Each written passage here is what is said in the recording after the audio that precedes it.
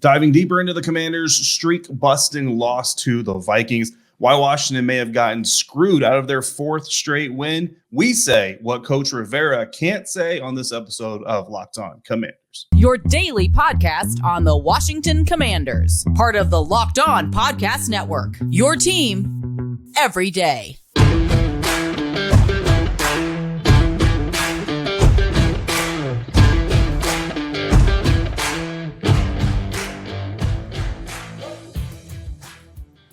Welcome in, Commanders fans, to the Locked On Commanders podcast, part of the Locked On Podcast Network, your team every day. We are your daily podcast covering the Washington Commanders, free and available on all platforms, including YouTube, and of course, the WUSA 9 app, which you can find on your Roku or Amazon Fire Stick. And as always, we thank you for making us your first listener, your first view of the day. I am David Harrison, my co-host, my hero for Week 9 of the NFL season, Chris the Rooster Russell, joining me here, both of us credential members of the media covering your Washington Commanders. Chris doing it for Team 980, where you can find he and Pete Medhurst live Monday through Friday from 9 a.m. to noon Eastern or anytime on the Audacy app. And I'm doing it for SI.com, Fan Nation's Commander Country. Keep up with all that if you can. But Chris, that's where we're doing our job, our daily grind, the day job, as they like to call it, right? But then we come here to share our thoughts on the latest gatherings from the Commanders. Yes, indeed. And it's a sad gathering this week for the first time in a couple of weeks. But David, before we begin, this podcast is sponsored by BetterHelp. It's not a crisis line. It's not self-help. It's professional therapy done securely online, available to people worldwide. And they have a special offer for our listeners here at Locked On Commanders. Get 10% off your first month at betterhelp.com/Locked On. Again, we thank you for making us your first listen and watch of the day, part of the Locked On Podcast Network, your team each and every day. David, Ron Rivera was still upset on Monday morning about the Jonathan Ridgeway penalty that extended the drive for the Minnesota Vikings and, of course, ultimately didn't cost the Commanders points, but it cost them precious time, which they never really had and did not get much of an opportunity to try and tie up the game. As well, the Benjamin St-Juste defensive pass interference penalty. You haven't had a chance to weigh in with us just yet. I did on the postgame show from FedEx Field, but what was your spin first on the Ridgeway penalty and the ensuing fallout from that? Yeah, so first and foremost, the Ridgeway penalty. I mean, listen, when it happened in real time, you know, I like to be a guy who says I don't watch the ball, I watch the play, right? But on special teams, especially field goals, I don't know enough about what's happening in the trenches there. You never coach special teams, and your friend and a previous guest on this show, Ben Kotwika, kind of told us that you've never coached football until you coach special teams. So I can honestly say I guess I've never coached football, especially not to that level, right? But you know, and then they show the replay, and look, Ridgeway, he comes off the ball, he kind of shifts a little bit, he makes contact with the long snapper. You know, okay, that's a pretty simple penalty, and I think even the broadcast said that's a pretty simple penalty to call it very, very easy. But I will admit that in the moment, though, I even kind of says, like, you know, but there's a couple of beats before Ridgeway really makes contact with that long snapper, and I understand the rule is there because he's a defensive player, he's got his head down, he's got his neck bent and exposed, and all this stuff. But I kind of feel like in a combat sport, right, in a sport that's intended to be very, very physical, there's got to be a window here. There's got to be kind of a grace period, whether it's a logical one or an actually timed one. You know, we've got certain, you know, penalties that are like 1 yard off the line of scrimmage. Like, there's got to be just kind of something. I can't imagine the long snapper is allowed to just kind of sit there the entire time with his head down and never be contacted, because you basically just give the kicking team an automatic advantage where this guy, this 3 foot or so, depending on how wide this dude really is, this 3 foot or so gap in the line of scrimmage, which, oh, by the way, happens to be the most direct line to the ball and to the kick, is now basically just a dead zone for the defense. Doesn't really seem to balance the scales of competition there. And then that's kind of what Ron Rivera said that was coached. I think that's really kind of where his gripe really leans on. Well, you know, so it's interesting. I mean, I don't know if you were able to watch the post-game episode. We had Walt Anderson, who did a pool report with Nikki Chavala of the Washington Post. And, It Yeah. wasn't so much, I guess, the contact. It was the forcible blow to the head and neck area is what Yeah. he said. So I went back and I watched it really, really close. Several, of the beat reporters that you deal with every day that I, of course, have known forever, blew it up and slowed it down and frame by frame. And Ron Mhm. Rivera was, talking about how they teach the technique of crossing the face of the long snapper, so on and so forth. And you could really see it when you slow it down that Jonathan Ridgeway does indeed cross the face of the center. Yeah. However, he makes contact with the snapper with his left hip, the left side of his body, right? Mhm. But the initial contact, David, appears to be, and for those of you watching on YouTube, right, or the WUSA 9 app that you can see what I'm doing with my shoulder, it appears to be right in this area, which Right. is not exactly the head and neck, but it's the Yeah. shoulder, but it's close enough. And that's the problem. They see that, and I think they always, I think the part of the problem with officiating, right, is they call a lot of times what they think they see, not what they actually see. Right. And I've watched this a million times, right? Ridgeway also, again, for those of you watching, have a headlock basically on the long snapper, right? The rule is in place to protect the long snapper, who's, again, head and neck is bowed down, snapping the ball, and then snapping and thrusting back up. So I understand protecting those guys, because if you look at it, the dude got trucked, and he got trucked hard. So I get what they're trying to do. I just don't know how easy of a call it is to apply. One thing that I do want to point out, and I pointed this out on the post-game show, but I've had a further chance to learn and glean, and other reporters have now mentioned this as well, but I mentioned it first on our post-game show. Mhm. I was told that the referees, the officials, were tipped off. Yeah, I mean, and this is something, and what Coach Rivera says, this is what they train their guys to do. So this is something the Viking staff saw on tape and basically told the officials, "Hey, look out for this." Yes. But again, that kind of goes to my point. And again, this may not be something that's on the books now. And one occasion really isn't probably going to do anything and move the needle. But if this becomes something that kind of becomes a thing during the course of the season, or heaven help it, determine the outcome of an overtime playoff game, that's really where you see motion happen within the competition committee. Again, to me, there's got to be some sort of onus, right? We kind of talk about like quarterbacks getting down, early enough to allow the defender to give themselves up, or defenseless receivers. Eventually, you're no longer defenseless, right? Mm-hmm. And I think as a long snapper, and I don't know what that answer is. Cameron Cheeseman, maybe that's someone we talked to in the locker room this week.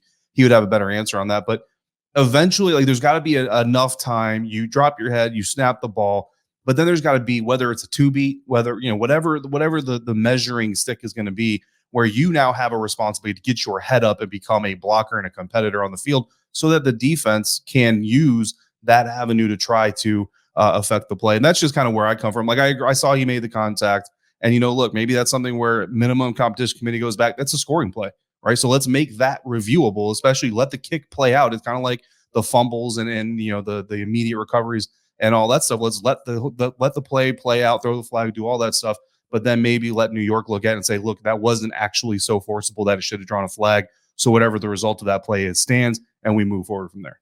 No doubt. All right, we got to get to the Benjamin St-Juste defensive pass interference penalty, and as well the Curtis Samuel touchdown. You want to do that coming up here, right? We'll do that. Yeah, absolutely. We got more to talk about, because the Commanders, they didn't really get a whole lot of help from the guys in black and white on Sunday, let's be honest, and maybe they needed a little bit more. Fortunately for me, and fortunately for you, there are people who can help us in our time of need. And for me, guys, Chris Russell, the Rooster himself. I had some family stuff I had to deal with. I sent out a tweet so that as many people knew as possible, but I had to step away from the game. I had to step away from the show yesterday, so he was able to cover down for me and be kind of my partner in solving my problem. This episode is sponsored by BetterHelp Therapy Online. Fortunately for you, like me, we can all get some outside help from time to time, but maybe it's not the Rooster. Maybe the Rooster just can't help you guys out today, or maybe he can't help me out the next time. Sometimes there's so much going on in life, whether it's breaking news, whether it's a family issue, whether it's a combination of work and life stresses, that we just need a little bit of help, because it's hard for us to get ourselves in problem solving mode.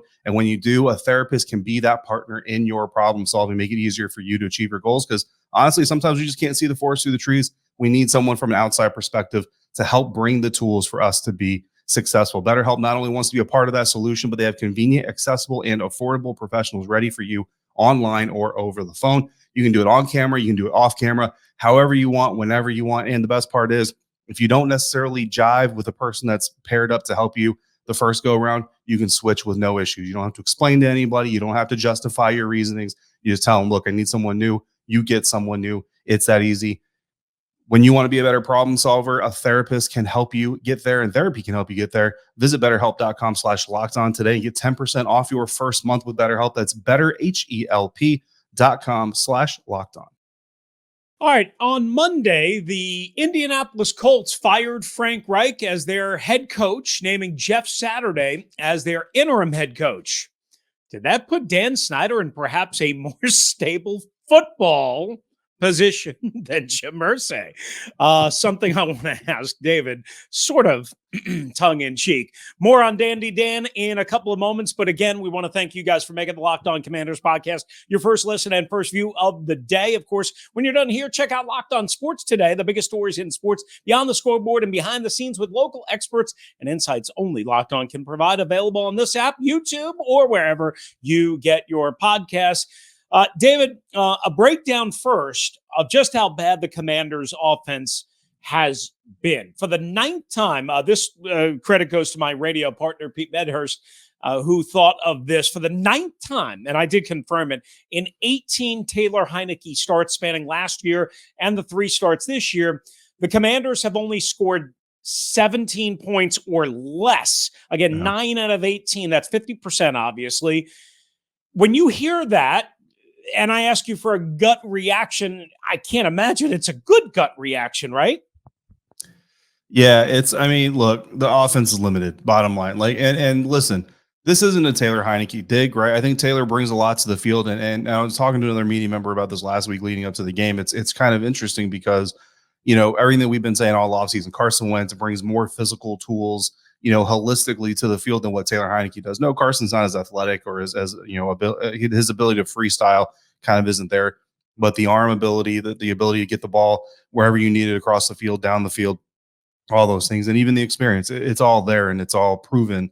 But that thing that you can't measure about Taylor Heinicke, I think that everybody can agree right now, has got this Washington Commanders team and even the offense, honestly, playing better, but from a general standpoint, not necessarily drive to drive or even a play to play standpoint, but just a general standpoint. But look, the bottom line is this team is limited. Like, no matter whether it's Carson, whether it's Taylor, the team is limited. And honestly, for everybody pounding the table for Sam Howell, they will be limited with Sam too. Sam is not, he's just not ready yet for that type of responsibility. 22 points right now, Chris, is the NFL median, not the average. What that means is, the teams in like 15, 16, 17 range, they're giving up about 22 points per game. The Washington Commanders are in that group. They're allowing 21.2 points per game right now through 9 games. They've given up 3 games, or they've had 3 games where they've allowed 22 points or more, so above average scoring to their opponent.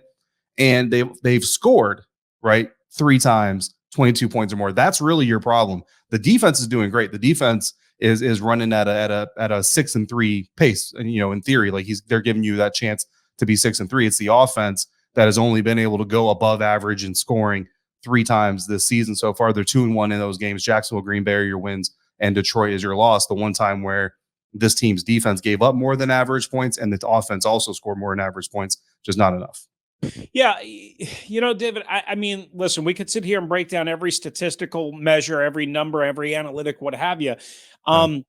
I think you're right. Obviously, the defense has done good enough. I mean, after a brutal start, and trust me, it was brutal. Simply they need more. They have so little margin for error. And a game like Sunday, and, normally we sit next to each other in the press box, and I'm sure we would have been talking about this because this was, I was trying to point this out during the game, and it gets lost in the sea of tweets. But I did, of course, bring it back up on the post game. Is yesterday in the first half, where they have struggled miserably, no matter whether it's Carson Wentz, Taylor Heinicke, but they were even worse Sunday in the first half than they have been under Heinicke and even to some degree Wentz, in that they didn't even score a touchdown. At least in Heinicke's 2 first starts, they actually had a first half touchdown, right? No. And then yesterday, they didn't get the offense even a pulse until the final drive of the first half. And yet every one of the drives in the first half, with the exception of the first one, started out with a really positive play. There was a 16-yard run up the middle to Curtis Samuel, who is their most productive rusher yesterday, right? For the most part. There was a 17-yard pass to Terry McLaurin. There was back-to-back 5-yard runs. Gibson and I think Robinson had each one to start drives, right? So they were able to start well. It's almost like, you know how when you script out an offensive game plan, your first 15 or whatever it is, you're able to start hot and then not sustain it. You run out of gas. It was almost like that for the Commanders in the first half. And then in the fourth quarter, when they had the 17-7 lead, they had 2 drives, one of which was the interception, of course. Okay, that was extended by a penalty. And then the other one was a 3-and-out, and that was the last thing they needed. And that was the last time they touched the ball. So, again, it's just like, okay, they show a pulse and then inability to sustain it. Yeah, if you're up 17-7 in the fourth quarter and you have the ball at the time that you're up 17-7 in the fourth quarter, you got to win that game. Like, you got to find a way to come away with the win. And we talk about, and honestly, we talk about some of the limitations, and Ron kind of talked about some of the, I don't want to call them issues necessarily, but some of the things that Taylor does that kind of make everybody nervous. And you mentioned it in the first time, that pass to Curtis Samuel. I mean, that's an interception. Like that's listen, I'm super happy that Curtis Samuel came down with that ball, and someone needs to send that ref, a Commander's gear gift bag. You know what I mean? But if that back judge doesn't get into place, that's an interception every time and twice on Sundays. Absolutely. Sorry to cut you out. I mean, as you would imagine, Kevin O'Connell, the Vikings head coach and the former Washington offensive coordinator, are not happy about that particular play. And it's very clear that it would have been at least a pass, knockdown, a breakup, or an interception ultimately. And that was one of the 2 plays that I wanted to ask you about that we didn't get your opinion on. And before we forget to follow up, then the Benjamin St-Juste one. Now, that wasn't an offensive play, right? We're talking about struggling offense, but it cost them points because it was ultimately a pick 6. Now, maybe the Vikings pulled up, realizing that the flag was against Washington. I don't know, but it did cost them points, and ultimately it cost them the game. What'd you think of that call? It looked like a genuine pick 6 to me. I will give you and the Vikings the benefit of the doubt. Yeah, maybe they pulled up because they saw the flag, and I know that the sideline saw the flag. If you kind of go back and watch it, you see the guys behind them. There's like a coach who's kind of like, whatever. Like it's no big deal. So maybe the players, I don't know, whatever. But I think I agree with Ron on this one. You know what I mean? Like, look, they're both fighting each other. This isn't Benjamin St-Juste mugging a wide receiver and then getting an interception. This is 2 combatants on the field of play. Both of them have their head towards the quarterback and towards where the ball is coming from. Both of them have their hands on each other. Benjamin is just the one who got his hands free enough, fast enough to get his hands on the ball. I think you got to eat that flag if you're the official. You know what I mean? Or worst case scenario, if you really want to do it, you call offsetting penalties and you just kind of play from there. But to give the opponent, to give the Minnesota Vikings the ball at the spot and a first down in that situation, I mean, that's to me, that's not a good call. To me, when you're getting graded as an official, that's going to be a bad mark. That's going to be a negative sign on your grade sheet. And it wasn't such a bad officiating performance. I'm like, I hope they don't, see them in the Super Bowl or anything like that. But I do think that was a bad call. And as far as that back judge, I get why Coach O'Connell's mad about it, and I get why the defender's mad about it. But that dude wasn't, that's just one of those things where, look, he's just caught in no man's land. And I mean, if he runs one way, he runs in Curtis Samuel. If he runs the other way, he runs in the defender. If he runs the only third direction he could have run, he's now out of position to officiate the play completely. So he's either going to interfere with somebody or not do his job. There was no way that man was winning once that ball went in the air. All right, coming up on the next full episode of the Locked On Commanders podcast, I want to get into Carson Wentz and whether or not this coming Monday night in Philadelphia is basically the last audition for Taylor Heinicke, because it is the last game that Wentz has to miss on his 4-game IR spin. Not enough time to get into that today, but we will get into that on the next episode of the Locked On Commanders podcast. So we have that. Plus, we have news on Dan Snyder and the potential Commanders sale over the weekend, which is the biggest prize any Commanders fan, I think, could possibly receive. But we have one better for you, at least right now, and that's our friends at Prize Picks. And Prize Picks And what they're giving you, that's right, the opportunity to play daily fantasy sports in an awesome environment. If you've been on Prize Picks before, you know what the deal is, but let me just remind you,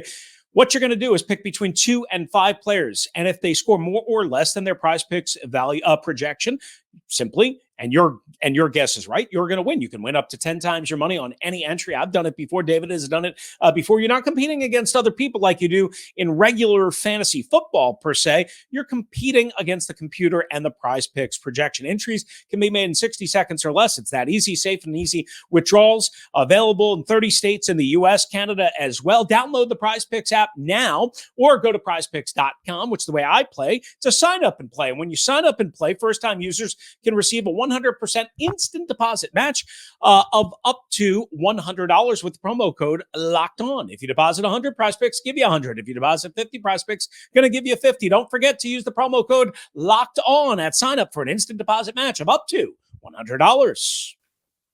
All right, guys, we're going to wrap up our episode or our thoughts on this last game. And obviously there's some more, fallout from this game that's going to bleed into future episodes. Like Chris mentioned, a conversation that's got to start happening about Taylor Heinicke versus Carson Wentz and what the Washington Commanders may or may not do when that time to make that decision comes. But first, we've talked about the game, Chris. Let's let a fan have their say. And one of our regulars, Hogskins, calling in after that loss to the Minnesota Vikings. Dang, what's up, fellas? Hogskins. Oh man, we could have won that game. Dang. Let me first say I did not pick. I didn't pick Washington to win. I definitely picked the Vikings, but what I think what changed the game was after that St-Juste pick six, and that he interfered with the receiver. I think after that pick six was called back, that's when everything went downhill, man. If that pick six would have stood, okay, we would have won the game. And then, of course, what Heinicke's interception, dude, that killed us. But I think what made me mad at the end of the game when number 91, don't know the guy's name, when he jumped over or jumped into the long snapper, dude, that killed it, man.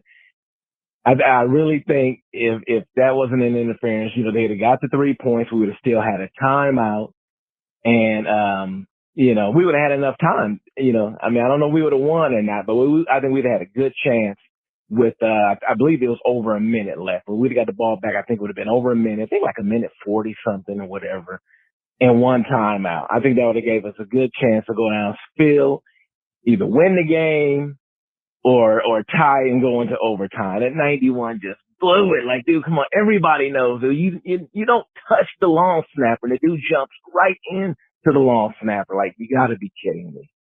Anyway, all right, fellas, man. How'd you guys after the next game? All right. Once again, thanks to our pal Hogskins. David, you can hear the frustration in his voice. I think everybody walked away being frustrated. He's right. The game obviously changed because it would have been 24-7 with about 12 and a half minutes left to go or so after that pick six. Then they get the field goal on that drive to make it 17-10. And of course, the interception. Another key play that didn't really get talked about much was not only the interception by Harrison Smith, but the 35-yard return, which sets up the Vikings in that position. And listen, we talked about the Ridgeway penalty. We talked about the pick six penalty. One thing I haven't gotten your thoughts on real quickly. I'm curious, did you have a problem with how Ron Rivera did or didn't use his timeouts, especially when you consider what they did in the third quarter, which seemed to be kind of an unnecessary challenge?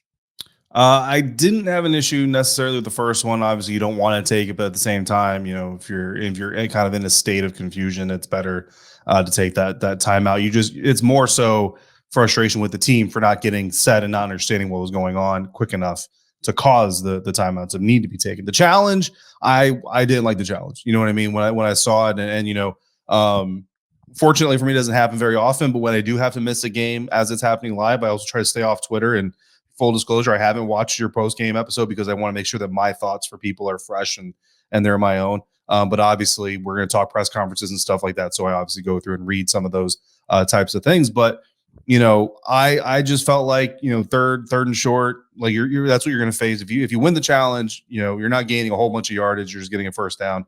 If you lose the challenge, you lost timeout, and it's third and short. But it's third and short either way. Like to me, the gain versus the risk reward factor was not balanced there to me to make that challenge. Yeah, especially when you had already spent your first time out of the Yeah. second half. Yeah. One thing to do that in the first half of the game, another thing to do Right. Yeah. that First half, go for it. Yeah, absolutely. exactly in the second half. And that's what Jay Gruden told me on Monday on my radio show when I asked him exactly that.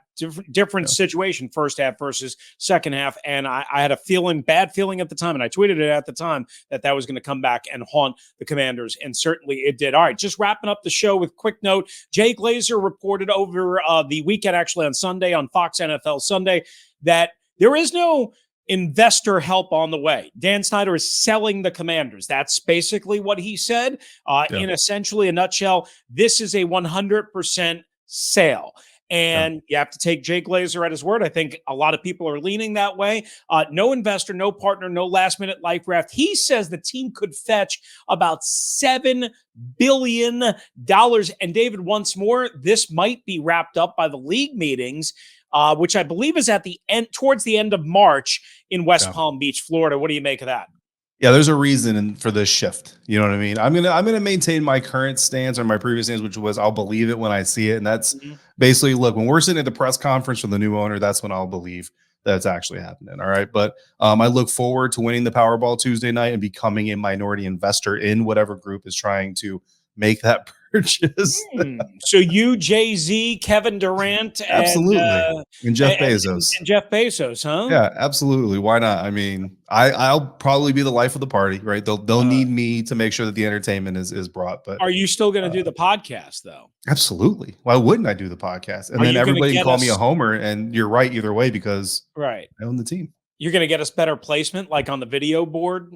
Yes, our show will be broadcast during the game. Ooh, that's what'll happen. That's nice. I'm sure Taylor Heinicke would love that. Absolutely. He probably won't be playing by then, but that's neither here nor there.